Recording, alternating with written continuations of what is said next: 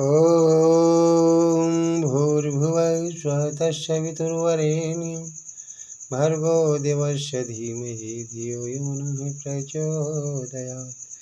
ओम शांति शांति शांति। ओम मैं आप लोगों के समक्ष अपने विचार रख रहा हूँ। शीर्षक है आदर्श व्यक्ति और आदर्श समाज।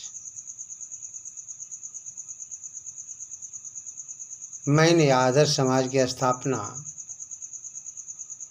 1999 में किए थे।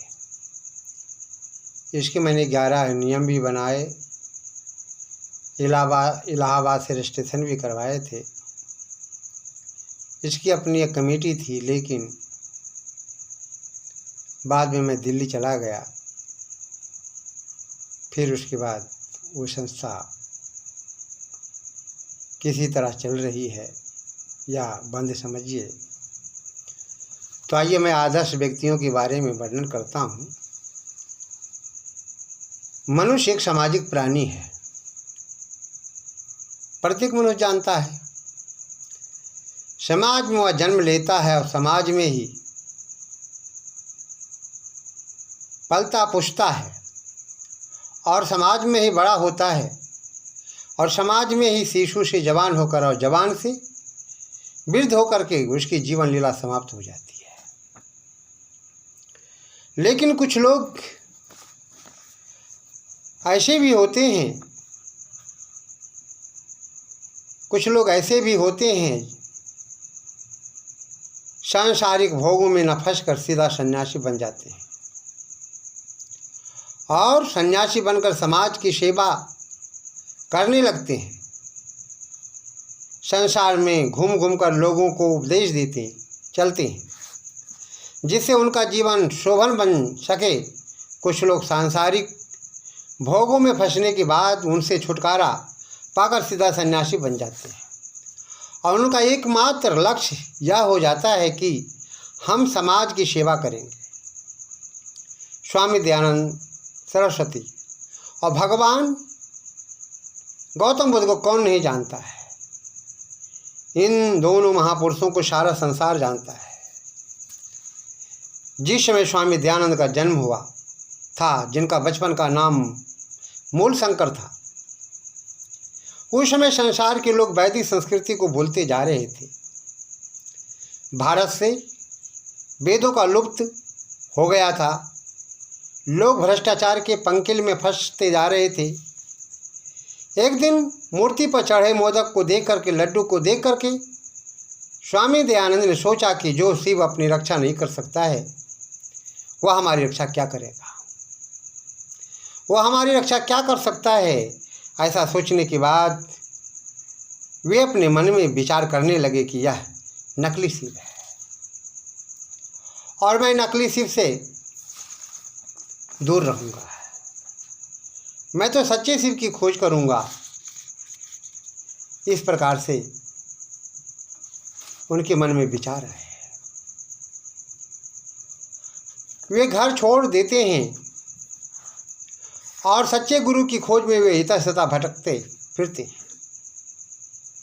अंत में उन्हें मथुरा में स्वामी ब्रजानंद जी मिलते हैं, जो उस समय व्याकरण के सूर्य कहे जाते थे।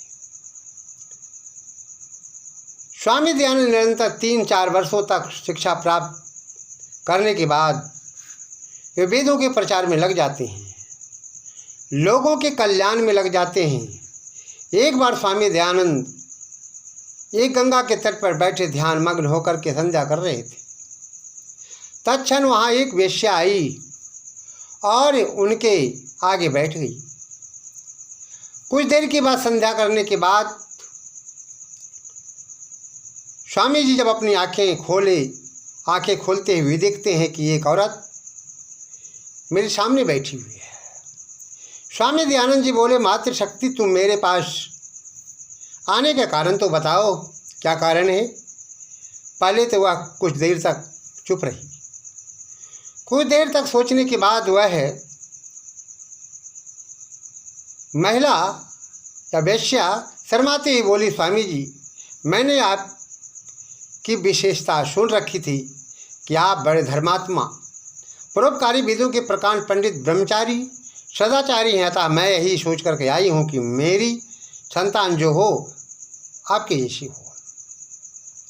मैं आपसे संतान चाहती हूँ। स्वामी मुस्कुराते हुए बोले, मातृशक्ति, जिस उद्देश्य को लेकर के तुम मेरे पास आई हो वह उद्देश्य तुम्हारी अवश्य ही पूर्ण होगी। आज से मैं तुम्हारा पुत्र हूँ और तू मेरी माता है।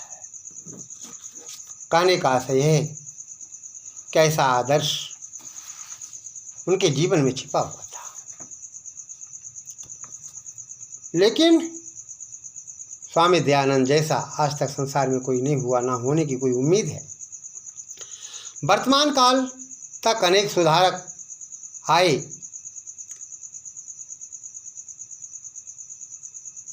अनेक उपदेशक आए, अनेक सन्यासी आए, अनेक परोपकारी महात्मा भी आए, अनेक ज्ञानी भी आए, तभी यह समाज कोई अच्छा बन सका। लेकिन जो पूर्ण रूप से अंधकार में जो पड़े हुए थे, अंधविश्वास में जो फंसे हुए थे, यदि उन लोगों का किसी ने मार्गदर्शन किया तो केवल स्वामी दयानंद सरस्वती थे। स्वामी दयानंद सरस्वती ने कहा दुनिया के लोगों से कि वेदों की ओर लौटो, वेद ही सब कुछ है। जो वेद के विरुद्ध आचरण करता है वह मनुष्य अपने जीवन में कुछ नहीं बन सकता। और उन्होंने ऐसा किया। हमें भी स्वामी दयानंद के 25 नौ पे चल करके अपने जीवन को सुधारने का प्रयास करना चाहिए। तो मैं अभी चर्चा कर रहा था कि अनेक सन्यासियों का प्रवचन सुने, लेकिन स्वामी दयानंद ने दुनिया के लोगों से कहा कि वेद परमात्मा की वाणी है, इसलिए आप वेद का अनुसरण करो। वास्तव में आज की परिस्थितियों को देखने से ऐसा लग रहा है कि 90% लोग पाखंडों में फंसे हुए हैं। अनेक बाबा निकल रहे हैं, सत्य को जानते नहीं हैं, सत्य को पहचानते नहीं हैं, केवल अपने सम्मान के लिए, अपनी इज्जत के लिए, पैसा कमाने के लिए लोगों को मूर्ख बना करके भागवत रचाते हैं, भागवत की कथा कहते हैं और कहते हैं कि इसी से कल्याण होगा। लेकिन मैं समझता हूँ स्वामी दयानंद सरस्वती ने जो हमें मार्ग दिया है, आज हम उन मार्गों पे चलेंगे तो निश्चित है हमारा कल्याण होगा। लेकिन हम चाहते नहीं हैं। आज समाज में प्रतिदिन भ्रष्टाचार बढ़ता जा रहा है, समाज हमारा गर्त की ओर जा रहा है, समाज में भ्रष्टाचार बढ़ता ही जा रहा है, लूट मार बढ़ती ही जा रही है, मार काट बढ़ती ही जा रही है, एक भाई दूसरे भाई का दुश्मन बनता ही जा रहा है। निम्न श्रेणी के कर्मचारी से लेकर ऊपर के अधिकारीगण तक के लोग अपने स्वार्थ के लिए भोली भाली जनताओं से घूस ले रहे हैं। वे लोग सरकार से भी वेतन ले रहे हैं और लोगों से भी घूस ले रहे हैं। बिना घूस लिए कोई कर्मचारी काम नहीं करते हैं। आज तो ऐसा लगता है कि लोग अपने को न जाने क्या समझने लगे हैं। अधिकांश लोग स्वार्थ के सागर में डूबे हैं। स्वयं में खाओ पियो और मौज उड़ाओ यही जीवन है, ऐसा लोग समझते हैं। जैसा कि लोग समझते हैं, आदेश पर गंभीरता से हम विचार किया जाए या करते हैं तो मैं समझता हूँ कि यह जीवन कुछ और है। इस जीवन को जानने के लिए साधना, प्राणायाम, आसन, समाधि आदि आवश्यक है। इसके अभ्यास के बिना इसे कोई नहीं जान सकता है। जो स्वयं खाने पीने और मौज उड़ाने में मस्त है, क्या यह मनुष्य अपने लक्ष्य को प्राप्त कर सकता है? कदापि नहीं। तो मैं समझता हूँ स्वामी दयानंद का जीवन बहुत उत्तम था। यदि हम अपना कल्याण चाहते हैं और समाज में आदर्श स्थापित करना चाहते हैं तो हमें आदर्श समाजी बनना होगा। अपने अंतःकरण में आदर्श विचार समाने होंगे। ये आदर्श व्यक्ति और आदर्श समाज का पहला भाग है। दूसरा भाग अब आगे हम कहेंगे।